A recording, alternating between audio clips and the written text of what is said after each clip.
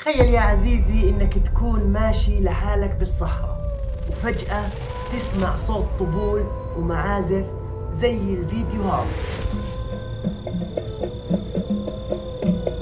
شو يا معلم، موسيقى وطبلة ودربكة، شو الحفلات العاطلة هاي؟ طبعا يا عزيزي هذا مش صوت حدا عامل حفلة ولا صوت عرس صاحبك، يعني اكيد هذا صوت الغيلان. هم نوع من انواع الجن والمعروفين بتراثنا الاسلامي. هم دائما قصدهم يخوفوا الناس بشكل عام والمسافرين بشكل خاص، ويخلوهم يتوهوا ويضيعوا خلال سفرهم.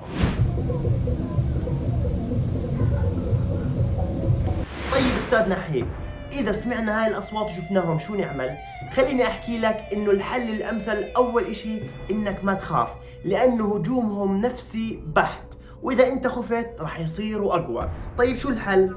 الحل تثبت مكانك وتذكر الله، وخاصة الأذان، لأنه هيك بيحكي الرسول صلى الله عليه وسلم، بمجرد ما يسمعوا الغيلان الأذان فورا بيختفوا وببطل إلهم أي وجود. معلم شو أثبت وما أثبت؟ بقرأ الأذان وأنا بركض، قال اثبت قال. وهسه احكي لي، إذا سمعت هاي الأصوات شو راح تعمل؟ راح تهرب ولا راح تردد الأذان وتضل ثابت مكانك؟